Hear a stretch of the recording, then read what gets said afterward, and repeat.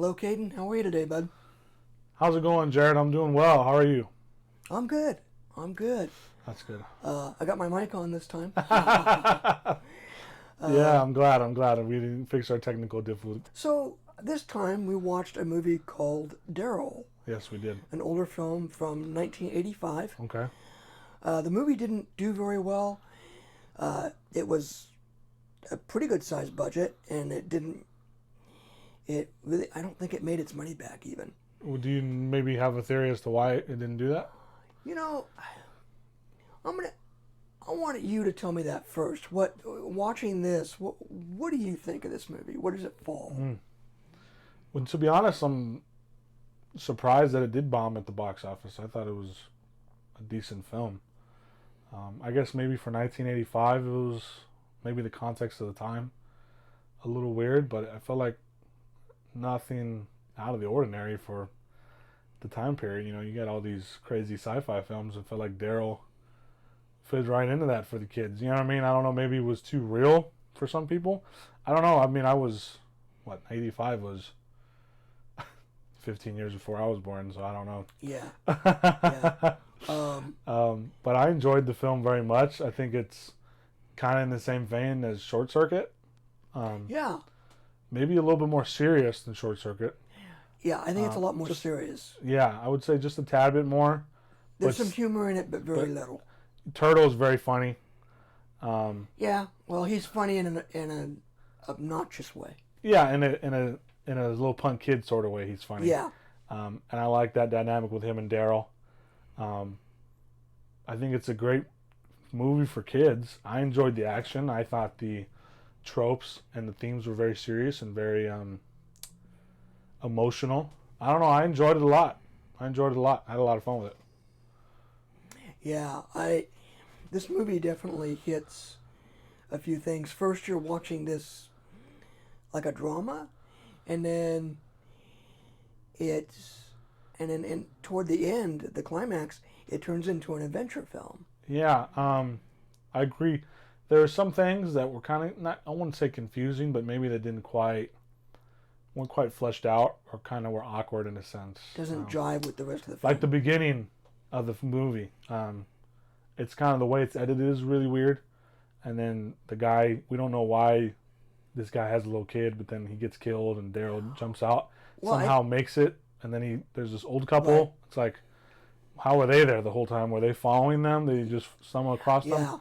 So it was kind of a weird little sequence.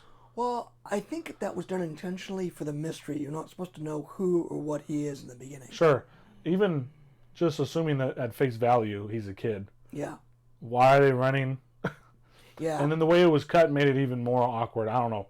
That was just my opinion. There was a few other things in the film, like, for example, later in the film where he is breaking into the Air Force Base and he hops the fence, and all of a sudden he's like jump scared by a Doberman. Right. But the Doberman has a bum leg, and then he looks like he's going to help the Doberman, but then it just cuts away and we never see. You know, it was kind of like a really weird thrown in little sequence there. Yeah. He wasn't attacked by the dog. The dog like jumped at him and then just laid down. It looked like he had a bum leg, and then Daryl went to touch him, and then it cuts, and then he's in the Air Force Base. So it was like kind of weird, like why even add that? It just felt out of place. Yeah. I don't know. Like they could have cut that or cut it down. Sure. So it's not so weird. Yeah. Yeah. Yeah, there are some editing choices that are odd. But you know, it's funny. Everybody's an editor these days because we edit on our phones. Sure. We edit everything now. Absolutely. We have so much access to it now. Yeah. Back then, if you were an editor, you went to school for something like that. Your video editing school, and edited film, actually physically cut film. Yeah. So yeah, definitely a lot's changed over the last 40 years. Yeah, sure. But this film, I think it bombed at the time because of it couldn't find its audience. Sure. When you make a film, any film, sci-fi, comedy, and this was a combination of drama, sci-fi, and then at the end it turns into an adventure. Yeah. So it doesn't know what it wants to be. It's kind of confused. Yeah. Yeah. Yeah, so it's not really focused very well, but for what it is, I love it. It has its flaws, but I love it for what it is. And really, I agree with everything you said, but even then, it's like, man, it's still a well-rounded film. Especially once you start to pick up who Daryl is. About halfway through the film, you figure out, oh, he is a robot, or at least he has the mind of a robot, artificial intelligence, and somehow has gained sentience. So that's never really explained how. It's just he was kidnapped, and then he was interacting with people, and then became like them. I guess it's less of a need to explain it when he's mostly human.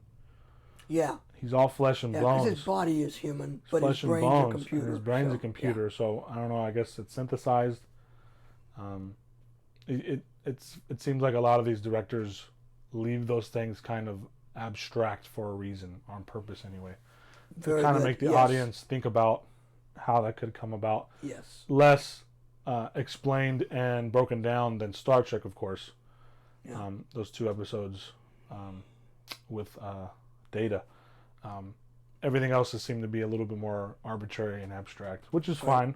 Yeah. It doesn't necessarily need to do that. I think it, in my opinion, it captures Americana very well. You got the baseball games. You got living in suburbia, being adopted by a good family, loving parents. You know what I mean? Good friends. Right. It's like a nice little snapshot of Americana, and then as the film progresses, he turns the doctors. They help him escape. Right. And then it turns into like a Top Gun movie. He steals a Black Hawk jet and blowing stuff up, and it's kind of cool. It's kind of odd because there's no real build up to that. Yeah. It's like the only really thing you see is like he's able to hack computers. Like he hacks the ATM. Right. And he's, hacks a couple other things. So maybe I guess it's foreshadowed slightly. Yeah. So he's able to manipulate computers very well. So I'm sure, obviously, it was easy for him to pilot a $1 million jet. And so. Well, you do actually see that. If you pay attention to the movie, there's the sequence where he's on the plane on the way back to the doctor's place. Yes, and he's asking the questions. He goes to the pilot and says, so if I want to go home, I just type in this and I can go home. Sure.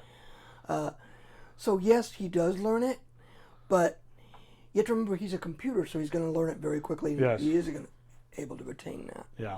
Now, if he was a normal human, then no, it wouldn't be believable. Yeah. So I do find it very believable. I do too, yes. Within the context of the movie. The context of this film. Yes.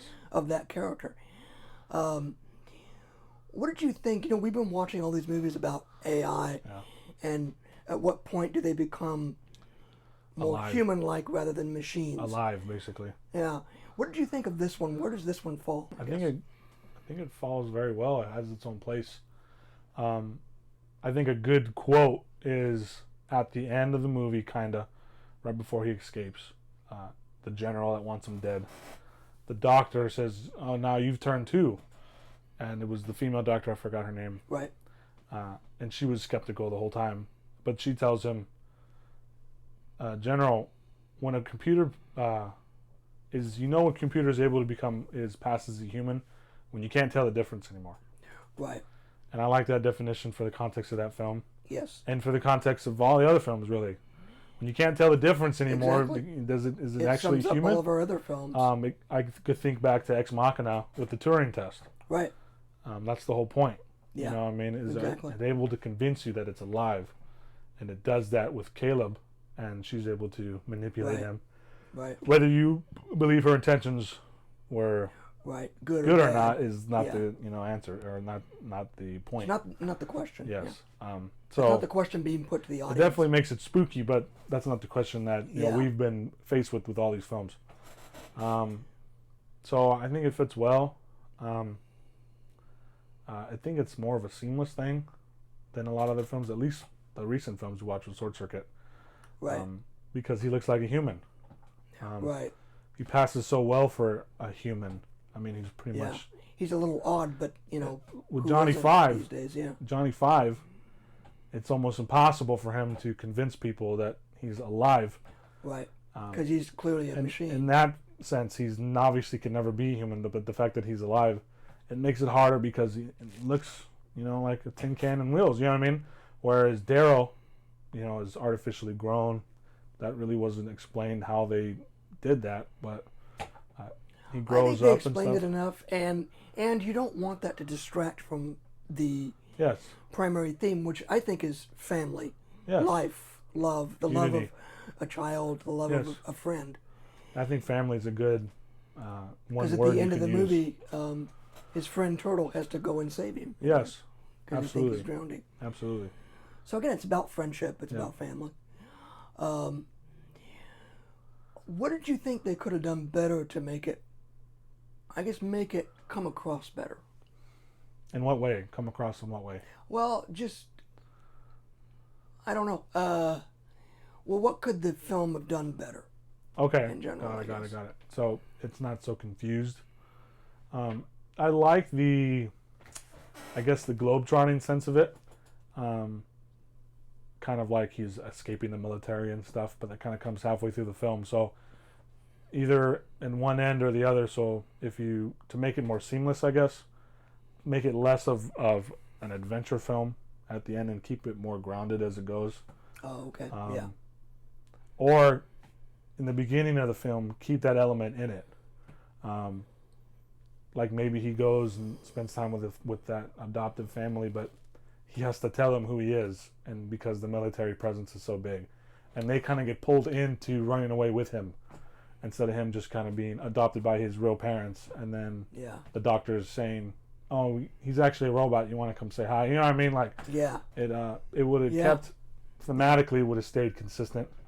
It kind of jumps around all over the place. It goes from Yeah. drama to comedy to back to drama to almost espionage to action adventure to Yeah. drama again. You know what I mean? It's Again, which obviously contributed to its blockbuster failure. sure.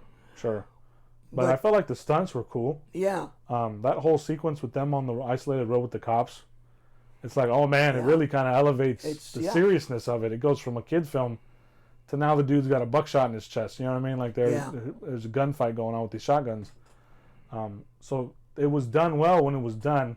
It just, each element of it is done well, but it's not connected well. Kind of Yeah. cut up weird in a weird way. Seems disjointed. Sure. Maybe. Sure. So maybe the editing could have been better. Yeah. But overall, I enjoyed it. I think it's a good film that it gives good morals to kids.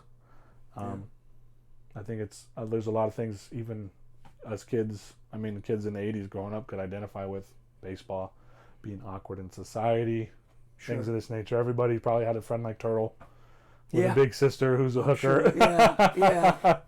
So there's a lot to have fun with and identify with in Daryl, Yeah. regardless of its flaws, if you want to call them that. Yeah. Well, I'm glad you enjoyed it. Yes. And it does have its flaws, but like I said, I enjoy it in spite of its flaws, and I think it ended up being a really good movie in spite of it failing. Yes. It's always been one of my personal favorites, in spite of it not being a Do you very know if well-known it's movie. developed a cult following? I don't know. I'd have to look that up. Okay. Well, maybe somebody in the audience can tell us.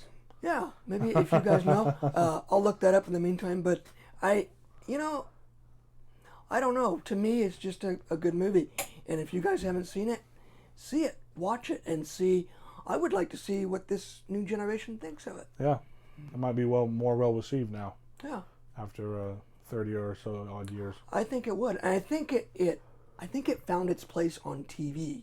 That's where I first saw it, was on TV, and it was very exciting. And so I think television kind of bought it.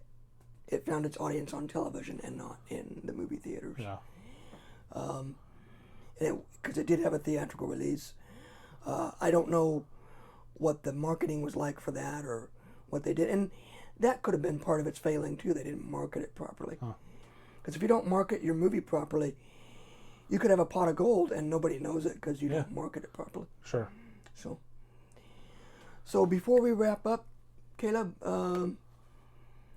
is there anything else you want to add? No, you guys check it out. I think it's a good enough film, fun for the kids. I think it might be a little bit of throwback for anybody in the audience who's a little bit older. If you guys do end up checking it out, let us know what you guys think. We'd love to hear from you guys as always. Give us suggestions. If you've seen the movie, do you agree, disagree? I know we say that every episode, but we really do mean it. And we really do appreciate you guys tuning in and hanging out with us and spending a couple minutes with us. So anyways, thank you guys. Well, again, Caleb, thank you for joining us once again. Yes. And we'll see you on our next movie. Yeah. Not going to spoil anything, but expect there might be a little change of pace here coming up in the next few videos. So you guys look forward to that, and hopefully you guys enjoy it. Yeah, I hope so too. Yeah. All right. Guys, thanks, and we'll see you next time. Bye, guys.